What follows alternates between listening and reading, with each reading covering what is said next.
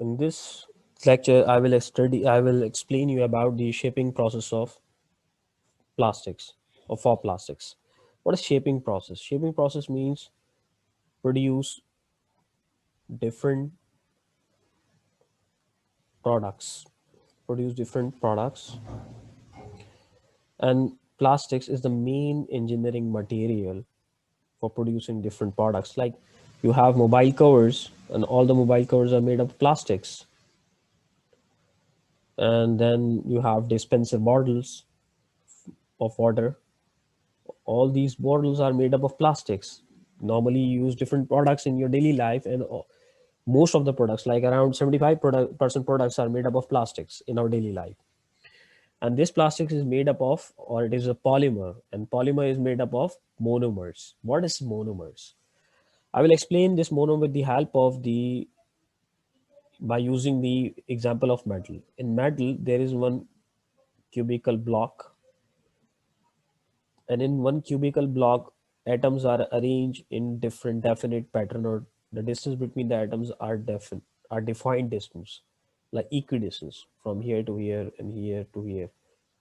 Like from one atom to other atom distance is equal, and this atom to this atom distance is equal. Both the distance are equal. So in monomers there are two structures, linear and cross linkage. Distance between the atoms are equal. In linear patterns, all the atoms are arranged in linear fashion, and this whole chain is one molecule. In cross linkages you see this atom, this atom, this atom, all the atoms are equidistant, but is this atom is linked to this one, and atom is also linked with the other neighboring molecule. So this is called cross linkage. So polymer are exist in linear and cross linkage patterns. And if you combine different monomers, like two or more monomers combined together, then it will form polymer, right? If you have 7, 10, 18 polymers and you combine the polymers together, you will get a polymer. Like if you have, like for example, two or more monomers link together, you will get polymer, right? Then plastic, it means plastic can be present in or can be present in cross linkage structure. And plastic can be shaped into varieties of products, the molded parts, extruded section, forming in continuous and discontinuous shape. Molded part is produced with the help of molding process. Extruded section will be produced from extrusion process. These are the two main processes which we will study later in this lecture. And the forming of continuous and discrete sheets and films can be produced, especially films can be produced with thermoforming. Thermoforming is a process for producing different products of plastic material. Why we use these processes, molding, extrusion, thermoforming process? Like in metal products we use die casting, sand molding, or sand casting. We use these process for producing the metal products, and because in producing the metal products we require a high energy, but in processing the plastic material or in producing the plastic products we require a less energy as compared to the metal working process. We can produce different complex shapes. Complex shape can be produced, less energy is required in produce plastic material, and complex shapes can be produced,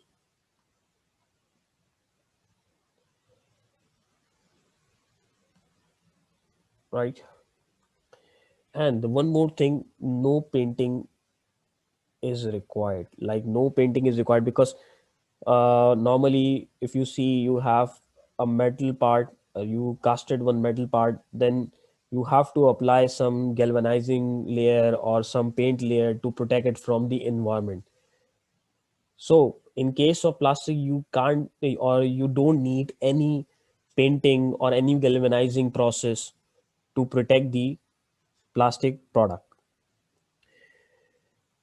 Plastic exists in two types: thermosetting and thermoplastics. In thermosetting plastics, it is a type of plastics which do not melt on heating. What does it mean? If you have a bowl in which you eat porridge, and if you want to heat it and you want to convert it in the material or into liquid form, thermoplastic, you cannot remelt it. Once you made this product, you cannot remelt it in a liquid form. For example, if you have a frying pan, and you a frying pan has one handle, and that handle is also made up of the thermosetting plastics, which means thermoplastic, this is a type of plastics that cannot be remelted or remolded. You cannot melt it into a liquid form. If it is not melted in the liquid form, it means you cannot use for remolding. Like, you cannot use this liquid into remolding. Due to this heat, the structure of the bowl will change, but it is not completely melted into a liquid form. Melamine and bakelite, both are the polymers and both are the plastics. Melamine is commonly used to produce utensils, and bakelite is used to produce switchboards. Thermoplastics. This type of plastics that can be reshaped or remolded after melting. What does it mean? If you have a plastic bottle, you can apply heat, then this plastic bottle will convert into viscous liquid, and this liquid will called polymer melt. This liquid is viscous in nature, and it is a very soft structure, like very gummy and soft structure and viscous liquid. If you heat this thermoplastics, it will convert it into polymer melt. Another means you can deform it. You can deform the thermoplastic. Deformation means change in shape. Deformation means change in shape. You have this plastic bottle, you heat it and convert it into a liquid, and that liquid is called polymer melt. And this polymer melt is viscous in nature. And you can use this polymer melt to produce other products, to produce different products, which means you can use this liquid for remolding. Remolding means we utilize this liquid to produce the different products, but it is way other round in thermosetting. In thermosetting, you cannot melt the product completely, or you cannot use the melted product for remolding. Thermosettings plastic that cannot be reheated or that cannot be remelted, right? Once you produce the handle of the utensils or frying pan, you cannot melt the handle of the frying pan by applying heat, or you cannot melt the bowl by applying heat. But it is vice versa case in thermoplastic, as I have already explained you. If you can deform the thermoplastic into polymer melt, and polymer melt is a soft viscous liquid. Polymer melt has two properties. One is the viscosity and other is the viscoelasticity. What is viscosity? Viscosity, it is the hindrance in the flow of liquid. When the liquid flow in the layers, and during the flow, these are the molecules of the liquid layers, these layer 1, layer 2, layer 3, all the molecules experience intermolecular forces. And when the intermolecular forces, these molecules will collide each other, and when they collide and move, there is a frictional force produced between them. During the flow of liquid, the liquid layer molecules experience frictional force between them, and due to this frictional force, between the liquid molecules, shearing stresses will produce. And due to this shearing stresses, hindrance will produce, and that hindrance or that resistance will call viscosity. Viscosity, it is the property of the liquid, or which is the hindrance in the flow of liquid. The viscosity depends on the high molecular weight. Polymer melt is a thick liquid. If you have a thick liquid, you have that liquid have high viscosity, because that liquid has high molecular weight. Means that liquid is made up of a high number of monomers. And one more thing is, if you see here, if you increase the temperature of the liquid, viscosity will go down. If you if you increase the temperature, viscosity will decrease. And if you see here, there are so many types of thermoplastic: nylon, polypropylene, high density ethylene. At 600 degrees centigrade, you can see, for example, here is 10 is to the power minus 3 pounds into second into inches. This graph is in FPS system, and this graph is MK system, meter system. As you can see, Newton into second per meter square. So if you increase the temperature, viscosity will decrease. And due to this shearing stresses, you have high shearing rates. Shearing rates means, what is shearing rate? Shearing rate, it is the rate at which liquid or the fluid layers will move past each other. As I already explained you, these are the layers of the liquid. The molecules of the liquid experience the shearing stresses due to frictional force. And when the two molecules pass each other, or these two layers pass each other, and if you study this flow with respect to time, then it called shear rate. Then it will call shear rate. The other type of one more thing, this graphs you have Newtonian fluid and the pseudoplastic fluid. Pseudoplastic fluid is the polymer melt. Like, if you increase the shearing rate, then viscosity of the polymer melt will decrease, right? And in Newtonian fluid, viscosity remains the same if you increase the shearing rate.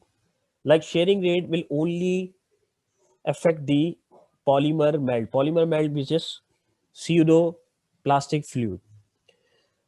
One more thing, the second type or the second property is viscoelasticity. Viscoelasticity is a combination of viscous and elastic property which cause the melt to exhibit the memory. What does it mean?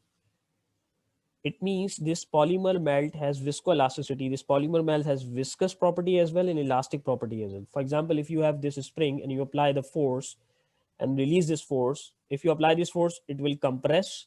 And if you release this force, then this spring will regain its shape, will try to regain its shape. And that is the elasticity or elastic property.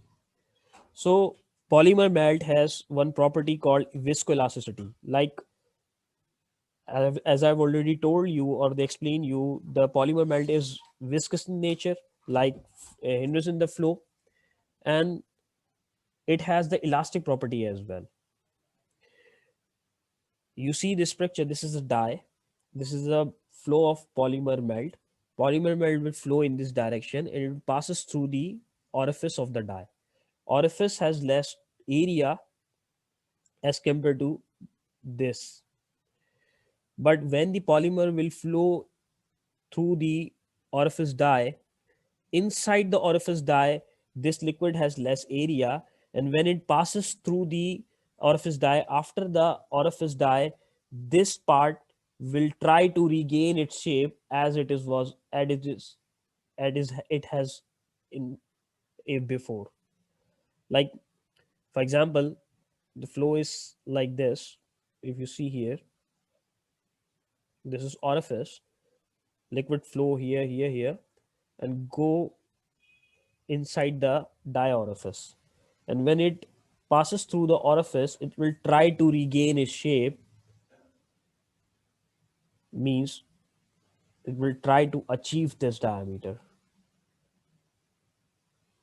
It will try to achieve its or regain its shape as it has before.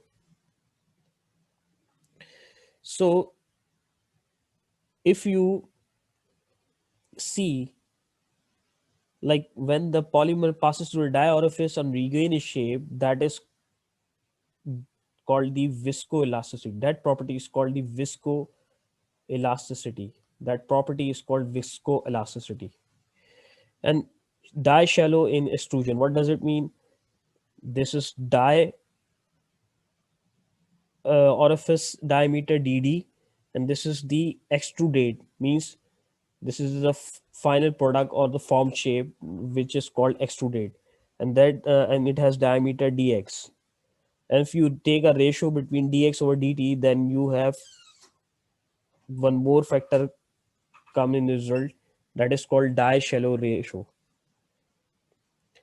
And die shallow ratio means, or die shallow in extrusion means, the melt means this polymer melt exhibit this property or repeat its memory.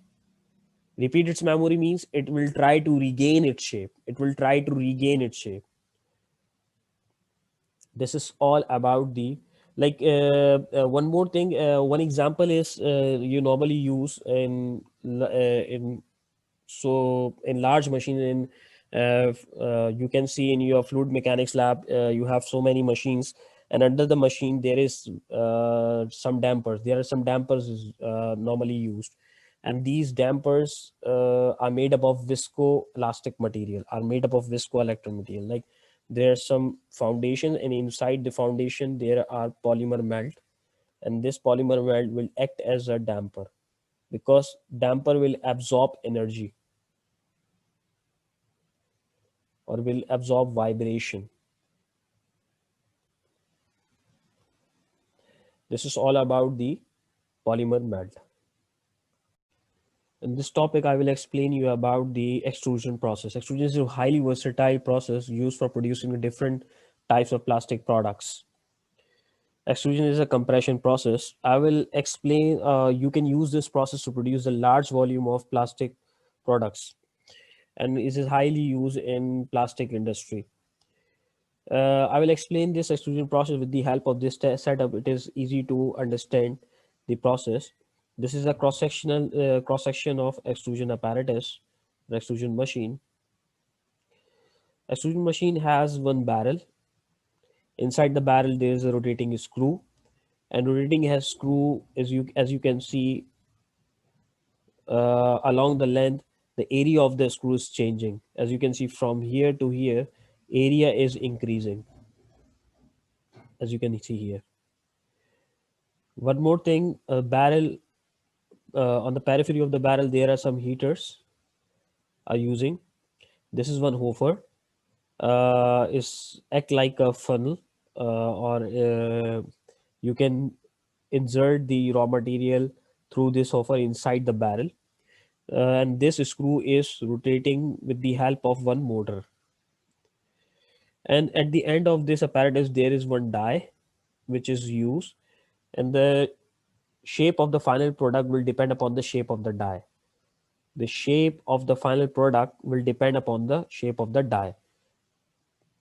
For example, if the shape is in circular, if the orifice of the die is in circular shape, the cross section of the whole product will be circular.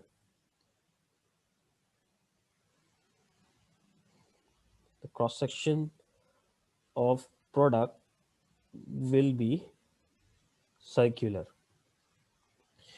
Now, I will explain how this process works. Raw material in the form of thermoplastic pellets. Pellets is a long extruded rods of thermoplastic material.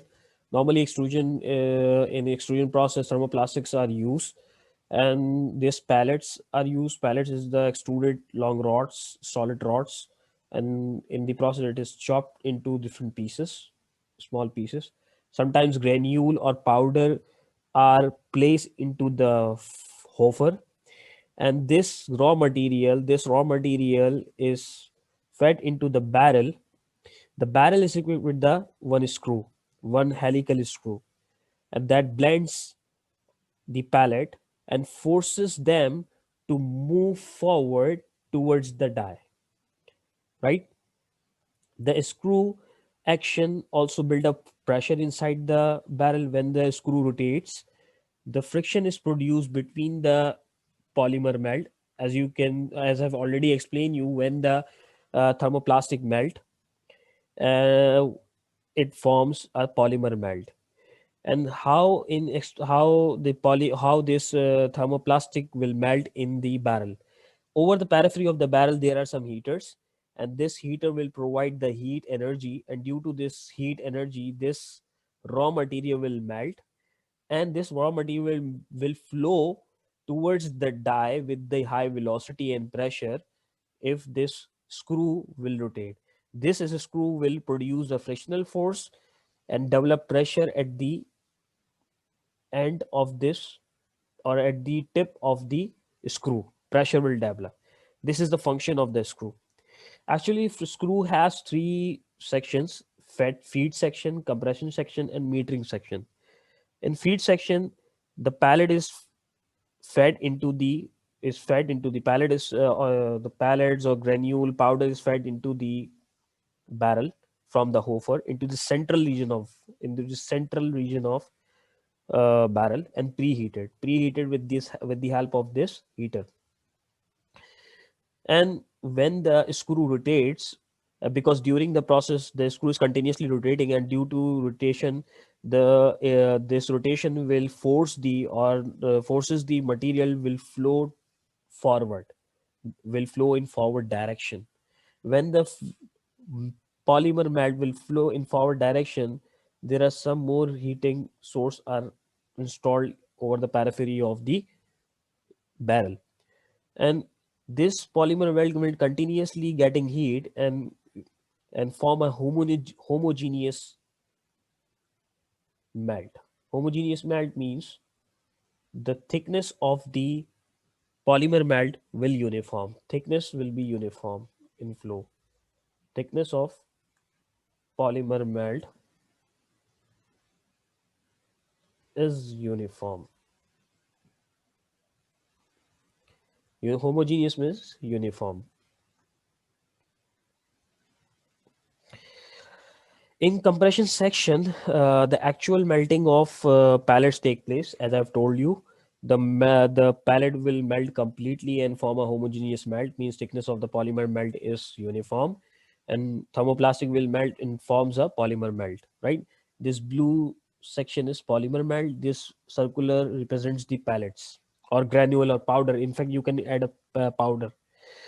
And in compression section, the actual melting of pellets take place because of the heat generated due to the heater and frictional force when the screw rotates. Because when the screw rotates, the friction is developing between the screw and the barrel surface, and also because the polymer melt is the liquid, and the when the screw rotates, the layers of the liquid, or between the layers of the liquid, there will be a frictional force is generated, and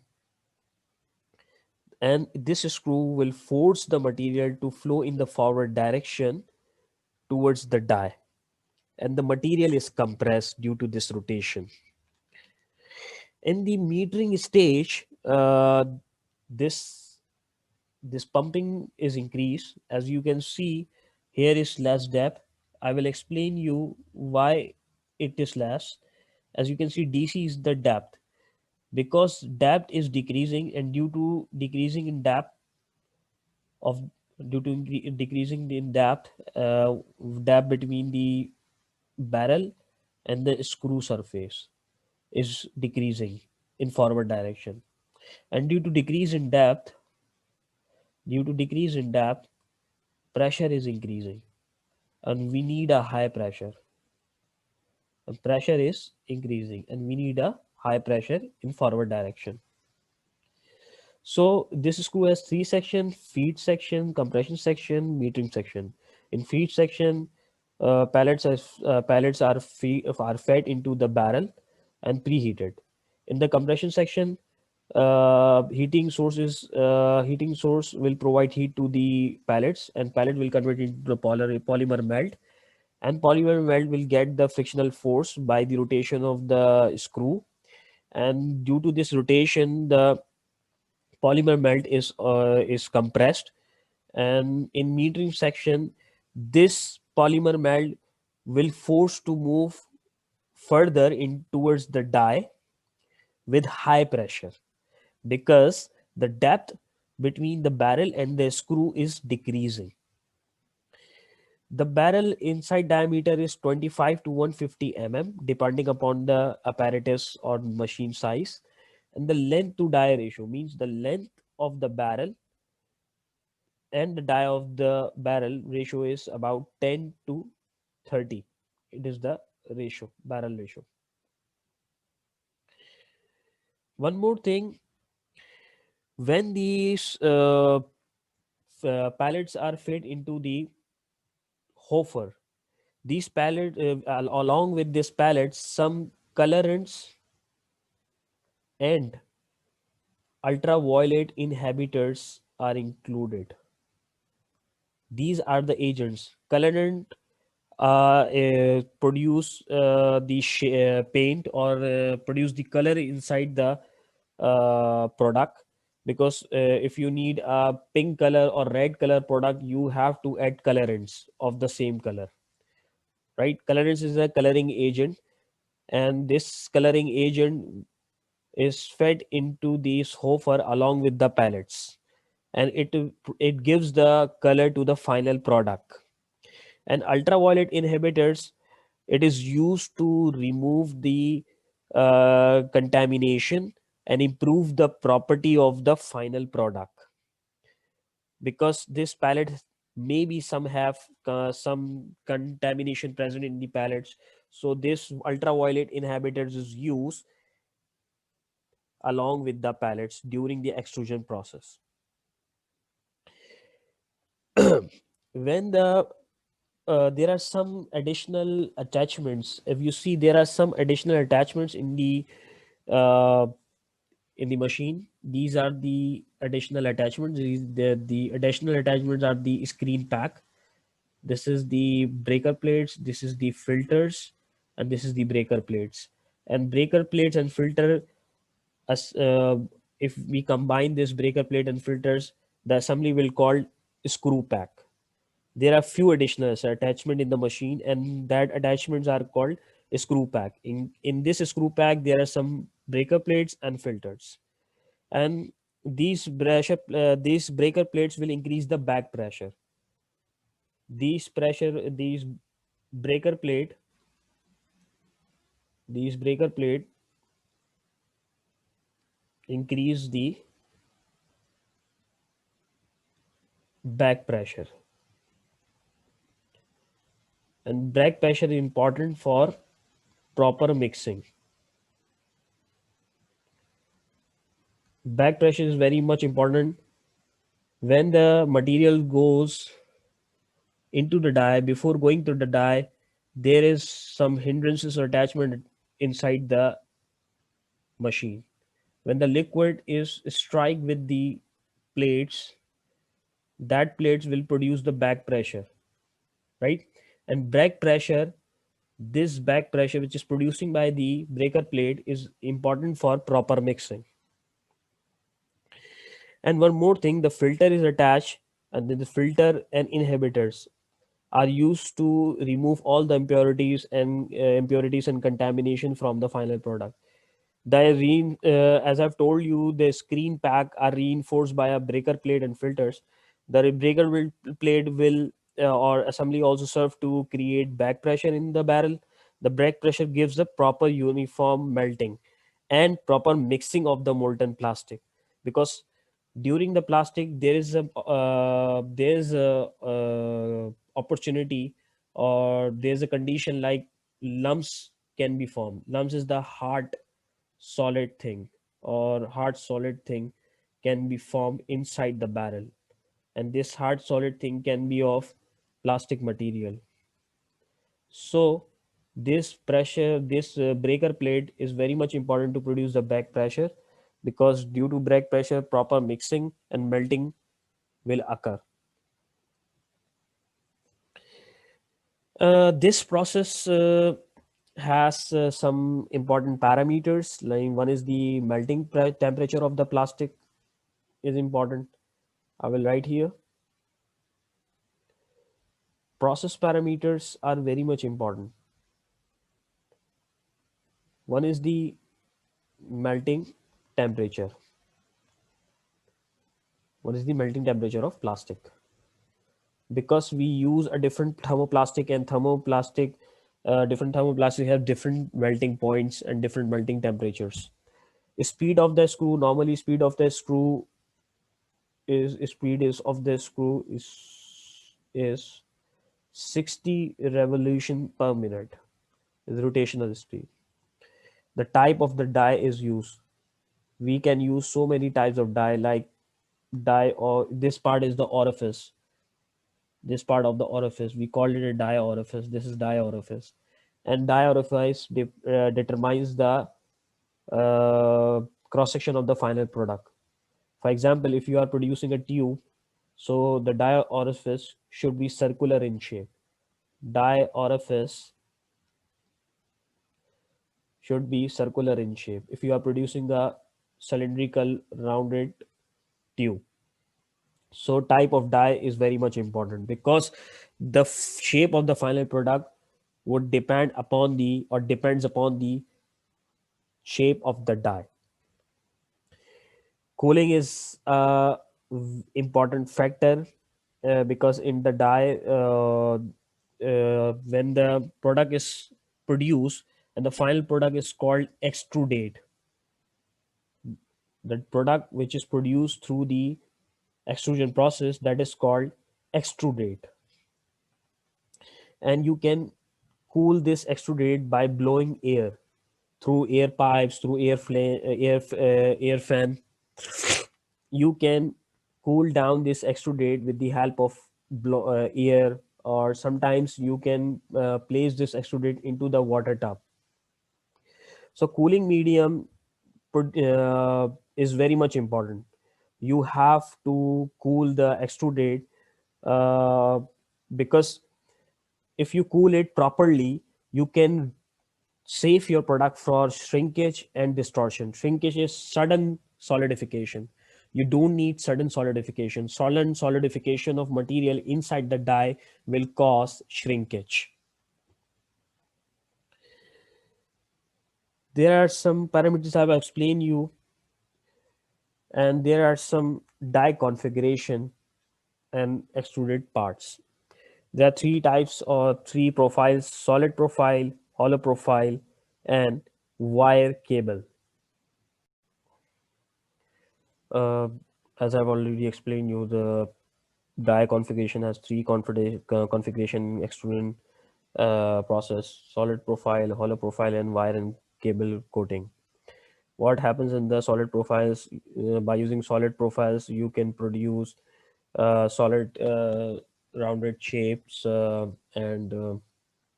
you can make different tubes and doors, structural shapes, automobile trims, and side housings of the automobile. So solid profile is very much important. As you can see here, these are the screen pack, and polymer will flow from these gaps, through these gaps, right?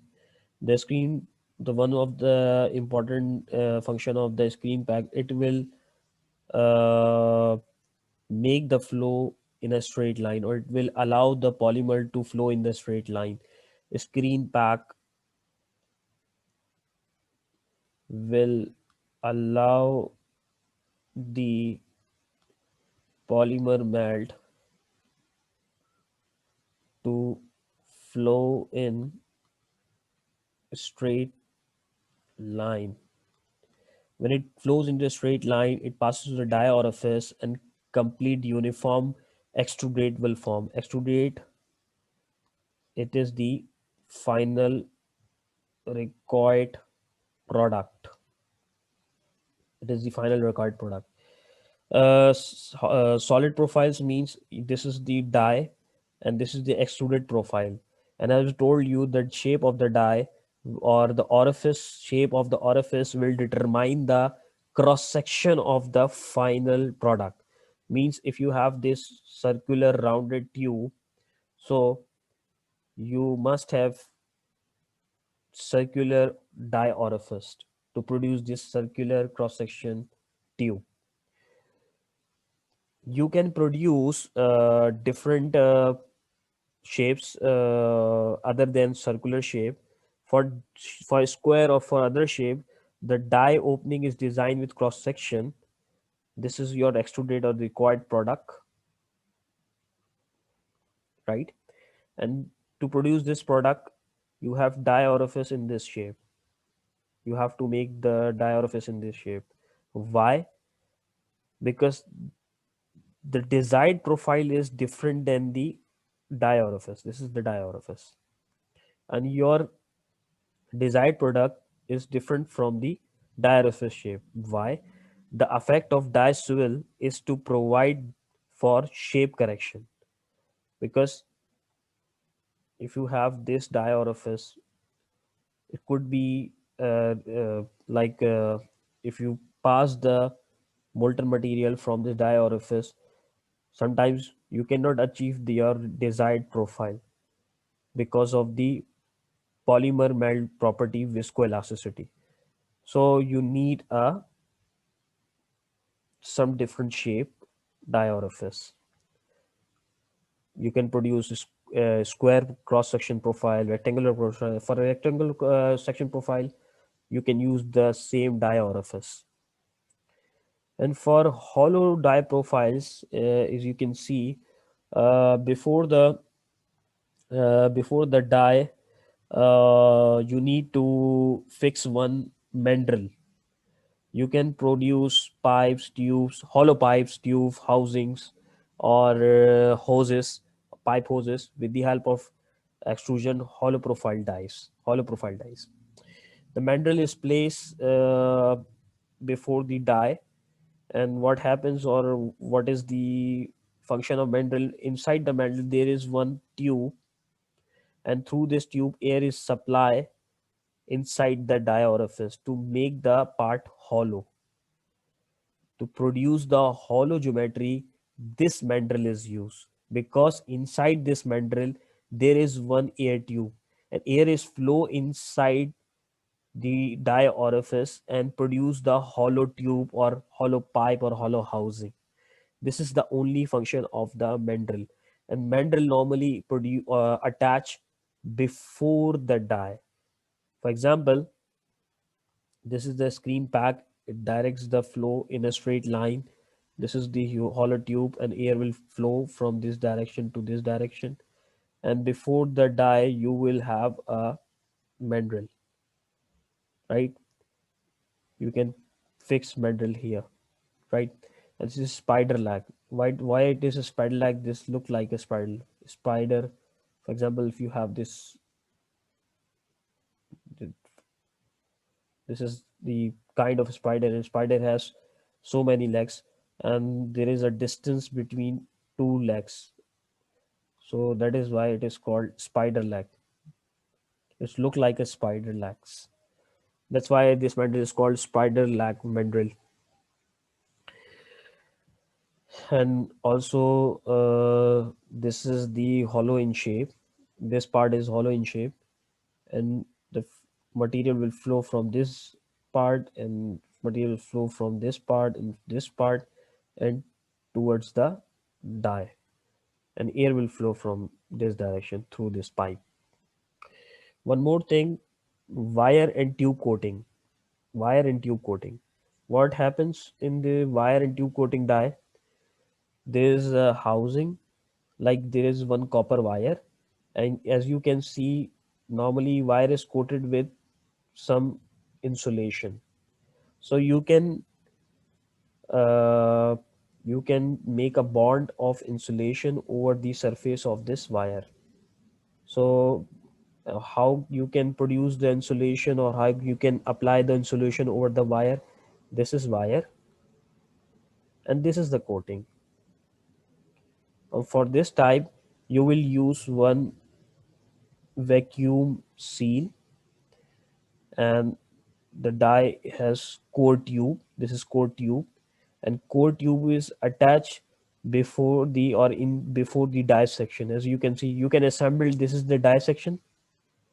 This is the die section, and you can assemble the core tube inside the die. You can feed the wire through this core, or through this core tube inside the die. Material will flow, coating material will flow and start depositing on the wire. Like from this direction, this is the barrel direction, this is the core tube. Core tube is attached with the die, fire is fed into the die, material will flow in this direction and start depositing on the wire. This is the molten polymer melt, and this polymer melt, and this polymer will start depositing on the wire.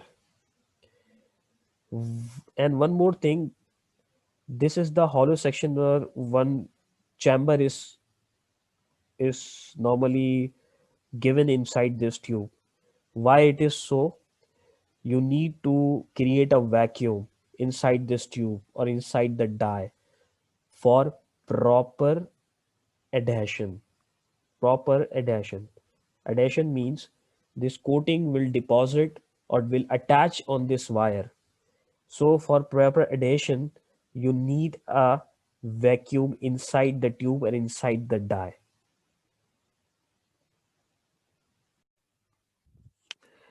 Now I will explain you about the defects normally faced in extrusion process. One is, first is the metal fracture, second is the shark skin, and third is the bomboing. Metal fracture occurs due to the stresses produced by sudden reduction in area of polymer melt flow. First, for what is this? I will explain here with the help of this picture. This is the area polymer melt will flowing from larger diameter area into the smaller area. As you can see, sudden reduction in the area, sudden reduction in the diameter, and if the material, or if the molten material will flow from the die orifice, it will experience the stresses due to sudden reduction in area, and due to that stresses, flow will get turbulent, and due to this turbulence you will get the irregular shape of your extrudate is your final product. Shark skin. Shark skin is normally occur with the high velocity. As you can see, this is the velocity distribution, and due to the high velocities, when the material exits this die orifice, or will come out from this die orifice, the edges of the material will get rough. You will get rough edges or irregular edges due to the high velocity. And this type of defect will called shark skin. Material or polymer melt flow through the die opening, friction at the interface. As you can see, there will be a friction between the liquid layer and this wall. So due to high velocity and the friction between the wall and the liquid, you will get the rough edges of your extrudate. This is the die orifice, mind it, right? The last one is bomboing. What is bomboing? You can see your extruded is not in a regular shape. Like you have different cross section. Here is the different cross section, circular. Here's the cylindrical cross section. Here is some irregular type cross section. And this defect will cause due to the tensile stresses developed at the surface of the material, because when the material is flowing and passing through the die orifice, it will expand. Material will expand into the die, and this expansion cause tensile stresses into the material.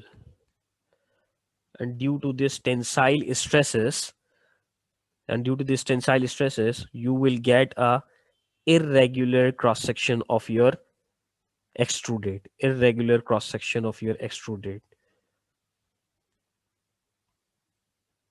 This is called bombing, and bombing defect will occur due to the tensile stresses into the material. Why it is so? When the material will flow, it will expand into the die. Right? And I have explained you here this hollow profile. Sometimes you will get this defect in hollow profile die. When the air is flowing inside the die, the material will expand into the die. So due to the tensile stresses, this bombing defect will occur. Bombing defect means you will get a irregular cross sections.